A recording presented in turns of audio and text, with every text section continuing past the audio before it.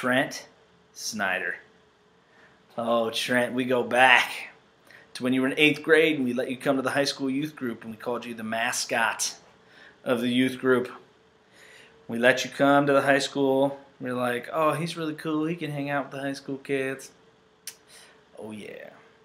One of my favorite, most talented kids that seemed like he really wanted to be involved but then wouldn't show up to anything because he's too busy. Yes, Trent, I'm talking to you. Talking to you. I'm sorry. But I'm just going to say how it is. Senior night. You're a senior. I cannot believe it. I remember you had braces all hanging out. You were dating some girl, bringing her to the youth group all the time. You are awesome. I loved worshiping with you. I love singing with you. I love talking to you about your week. I love you have a good attitude, into scouting. Man, Snyder family, you guys are good people. You're awesome, buddy. And I hope that things are going great and that you're excited about your next step and move. And whatever that is for you, I know God's going to be in it with you. Terry Thomas. Terry Thomas. Oh, yeah. Well, Terry had been coming to the youth group kind of on and off. But when we would have a retreat, Terry would show. He'd come to the retreats, he and Andreas, and they would come together and be a part of the retreat and have a good time. Well, I can remember one retreat where Terry kind of took it on as his own personal mission to effectively hit on every young girl that was at the camp. So every girl that would walk by, Terry would be like, what's up, baby? How's it going? Looking good. You're hot. All this stuff. It got weird a couple of times. Girls got a little offended, whatever. Nope. Nobody pressed charges. Thank goodness. But Terry's like full of life and personality. I mean, he's always got something to say. He's a good guy. One thing that was a little interesting about bringing Terry on that particular retreat is his aunt had sent him with a bag for lunch or something. And it had lunch meat in it that was not properly sealed and sat in this bag for 4 days in our room. And it was one of the worst things I've ever smelled in my life. I've got kids. I've smelled bad stuff. This was disgusting. I think Mike Johnson stuck his face in there. I'm not sure he'll ever be the same. We were at this retreat, and Terry left the bag of meat out, and it got rotten. Dude, you're a good guy. You're glad that you were a part of the whole thing when we were there, and it was fun having you on retreats and being there. I hope that the youth group was a good experience for you. And good luck. Kyle Jensen. Oh, yeah. Carpet cleaning extraordinaire, works for his dad, helping him clean some carpets. He's got it all figured out. In fact, I can remember one time where a middle school girl had thrown up on the carpet squares in the hallway, and I had a wet vac, and I was cleaning it up, and he was coaching me through the situation because he knew how to clean carpets so well. I mean, he had the perfect things to say to me, and when I did what he asked me, he's like, everything cleaned up great. And I'm like, Kyle, you're amazing with cleaning carpet. It's like unbelievable. It's not even a joke. It's real. You're just good at it. Kyle, and I don't know if this has changed since, but there were a lot of times when Kyle would invite, he would invite a lot of people over to his house for parties and stuff. And he frequently do this because he like really enjoyed just having people over and hanging out. And it was awesome to just see how open he was to that and connecting with people all the time. But it was one of those things, like it was hard for me to go to. We lived sort of close to each other when I lived in Chicago, but it was hard. I had little kids, and it was hard to get away. But Kyle was he was relentless. He kept asking. A couple times we went over there. It was a lot of fun. So if he invites you to go over to his house, he's a cool kid. I mean, if you're a dude, well, whatever. If it's appropriate, you hang out. Well, I don't know. Kyle, you are a good man. And let me tell you how I know. We had a kid in the middle school ministry who was a little bit of a challenge to keep under control all the time. You know who I'm talking about. Kyle, you know who I'm talking about. And Kyle's job, a lot of times at Elevate, would be to sit with this kid and help keep him directed, sit next to him in small group and keep him under control and help things go in the right direction. And we went on a retreat with a middle schooler who was a little bit of a challenge to keep heading in the right direction. And we told Kyle, don't lose this kid. Do not let him go into the woods or into the lake or any place. And you were awesome.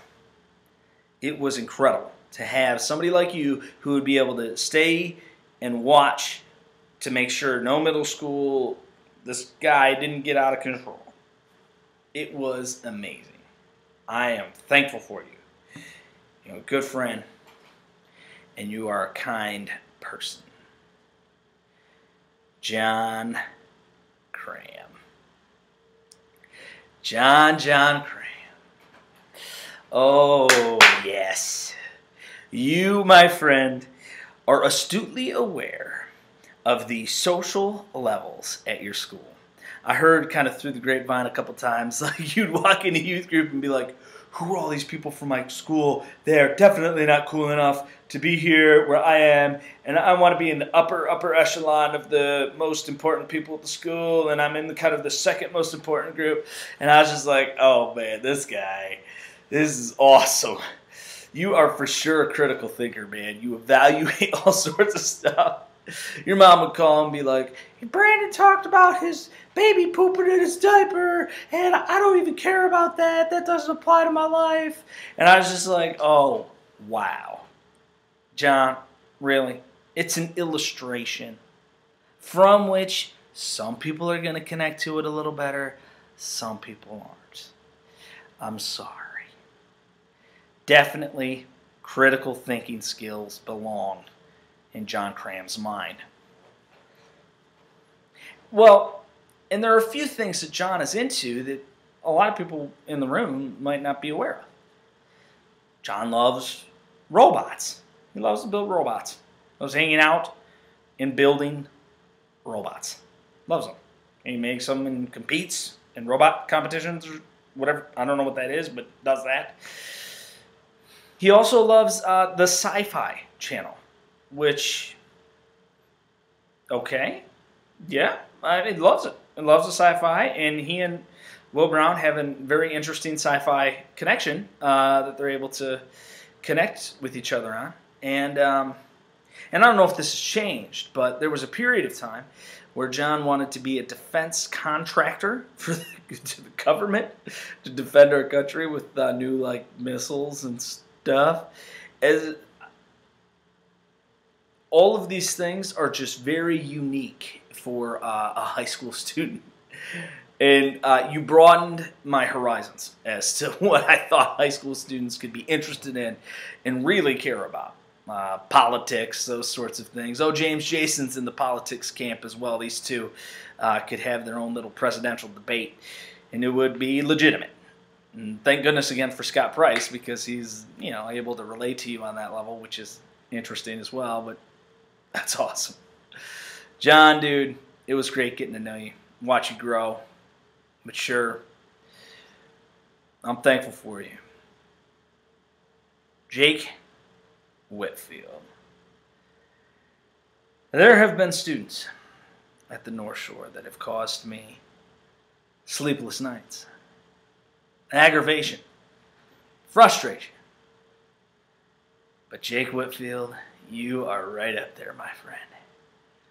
And really, two words describe the amount, or really just describe the frustration that I felt. And I think everybody knows what those two words are, many people. It's pure excitement. Jake caught a vision and then convinced a whole bunch of people that we were going to do this thing that turned out to be incredible. But let me tell you, a couple months leading up to that, that was a huge pain in my rear end. But we all saw your heart. We all saw that you wanted this so bad. And you wanted to do this for the kids that you see at your high school that you care about. You are a loving, kind person. And I don't know if you're still dating this girl or seeing her, but you guys would never put a label on it. You're like, oh, it's my girlfriend. Her name's B. Which we're like, B? What? But it's not like his girlfriend, but it was sort of his girlfriend, but it was like really confusing all the time. But, yeah. That was weird. Jake. Last thing about Jake is he is a fierce competitor. He will not give up.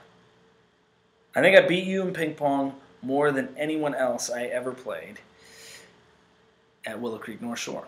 You were just into it. You were not going to give up, ever. I appreciated that about you. But the only time you took it too far and I had to put you in your place was when you wanted to wrestle me at camp.